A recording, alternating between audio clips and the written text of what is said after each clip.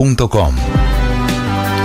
Anuncia el gobierno Trump que Estados Unidos tomará el control de la Franja de Gaza. El presidente Petro, que está despierto, que tiene el dedito habilitado, que está con el teléfono celular, dice hace algunos minutos: el pueblo de Dios no es blanco, estadounidense, ni el pueblo israelí. El pueblo de Dios es toda la humanidad. Van a prender la peor guerra y la base de ella es que se cree en el pueblo de Dios.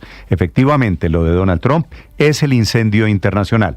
Nosotros tenemos aquí en Colombia el incendio a la colombiana. Este es el incendio en el Medio Oriente que lo vuelve a prender el presidente Trump en Washington. Juan Camilo Merlano. Néstor, a Donald Trump solo le faltó prometer que iba a hacer a Gaza grande de nuevo, o grande en su defecto. El mandatario estadounidense, desprendido de cualquier forma diplomática, propuso una revolución en el Medio Oriente liderada por los Estados Unidos, bajo la apuesta de llevar riqueza, empleos y paz. El requisito: que salgan 2 millones de palestinos de su tierra, o de ese, abro comillas, hueco del infierno, como lo llamó Trump, y que se establezcan los palestinos en otros territorios regados en países vecinos, porque Gaza se convertirá en la tierra de los pueblos del mundo, así lo describió.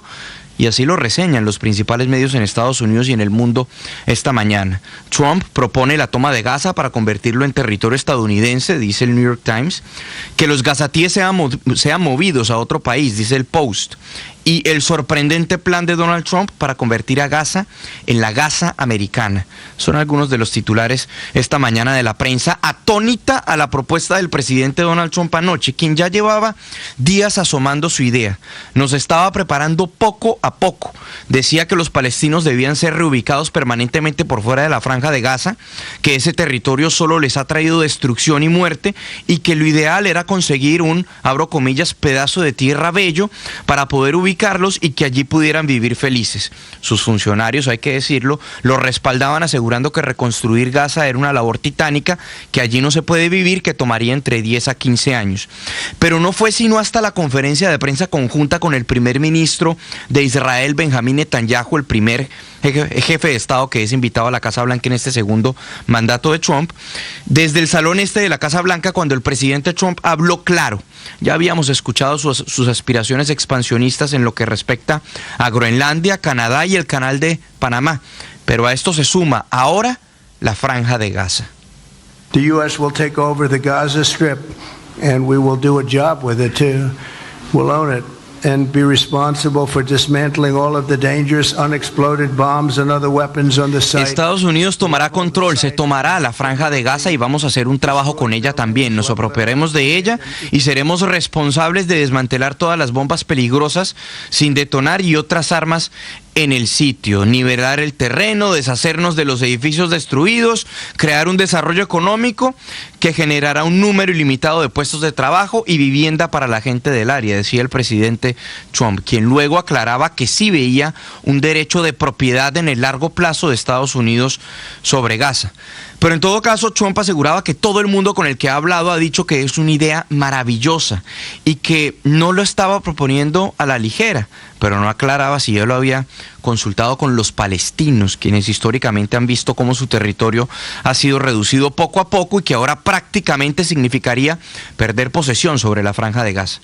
Trump aseguró que la totalidad de los 2 millones de palestinos que habitan en Gaza deberían ser recibidos por países vecinos como Egipto o Jordania, que él los convencería, sin dejar claro cómo. Y luego empezó a exponer sus planes de desarrollo, de infraestructura en la Franja de Gaza. We have an opportunity to do something that could be phenomenal. And I don't want to be cute, I don't want to be a wise guy, but the Riviera of the Middle East, this could be something that could be so bad, this could be so magnificent. But more importantly than that is the people. Tenemos una oportunidad de hacer algo que podría ser fenomenal. Y no quiero ser o sonar bonito, no quiero ser el tipo inteligente, pero la Riviera del Medio Oriente, esto podría ser algo que sería magnífico, pero más importante que eso es que la gente que ha sido absolutamente destruida pueda vivir ahora en una mejor situación, porque están viviendo un infierno, decía el presidente Trump. No hay claridad desde cuándo el presidente Trump está teniendo estas aspiraciones sobre un desarrollo económico o de ese punto de una Riviera del Medio Oriente en la Franja de Gaza, pero en meses anteriores su su yerno, el marido de Ivanka Trump, Jared Kushner, ya había dicho que la Franja de Gaza tenía una línea costera maravillosa para un desarrollo en materia de infraestructura. El primer ministro Netanyahu, por su parte, escuchaba, si se quiere, complacido al presidente Trump, lo halagaba, aseguraba que ese tipo de pensamiento por fuera de la caja era el que lograba progreso y paz, y que Trump se atrevía a decir lo que otros no. Y también decía que la victoria de Estados Unidos y Israel era la victoria de la paz.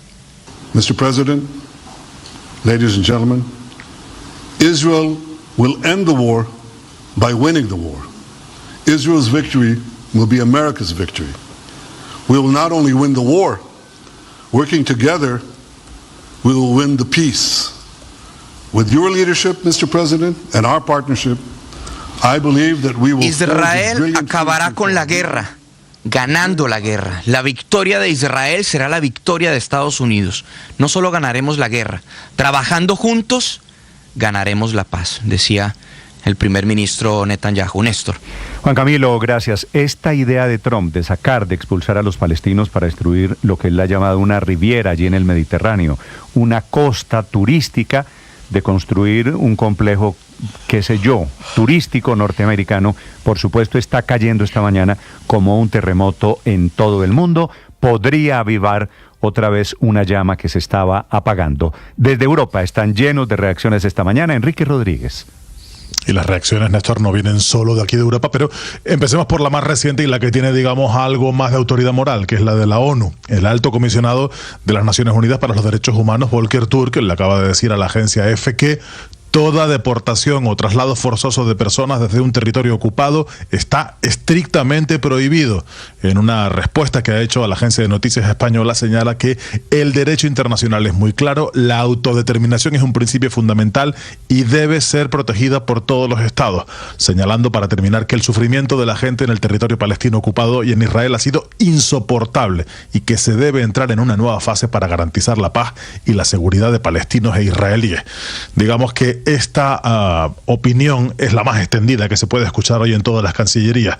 Bien es cierto que, por ejemplo, la de Hamás evidentemente es contraria también. Hablan la organización terrorista Hamás de propuesta racista y que pretende liquidar la causa palestina. Y los vecinos árabes, los países que tienen importancia o que tienen capacidad de influir en la zona, también se muestran contrarios. Arabia Saudí, por ejemplo, ha dicho que no establecerá relaciones diplomáticas con Israel si no existe un Estado independiente palestino. El ministro turco de Asuntos Exteriores ha calificado de inaceptable y mala la propuesta. Y Egipto, que es un actor fundamental porque tiene frontera terrestre con la Franja de Gaza, ha dicho que la importancia de reconstruir la Franja de Gaza es fundamental, pero sin que los palestinos abandonen ese territorio. Evidentemente sabe Egipto que en el caso de que se produjera ese hipotético abandono, probablemente su país sería uno de los principales destinos.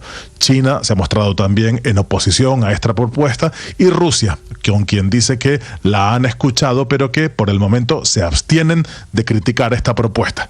Aquí en España, el ministro español de Asuntos Exteriores ha sido uno de los pocos que ha puesto voz a su testimonio y a su opinión sobre el tema. Gaza es la tierra de los palestinos gazatíes.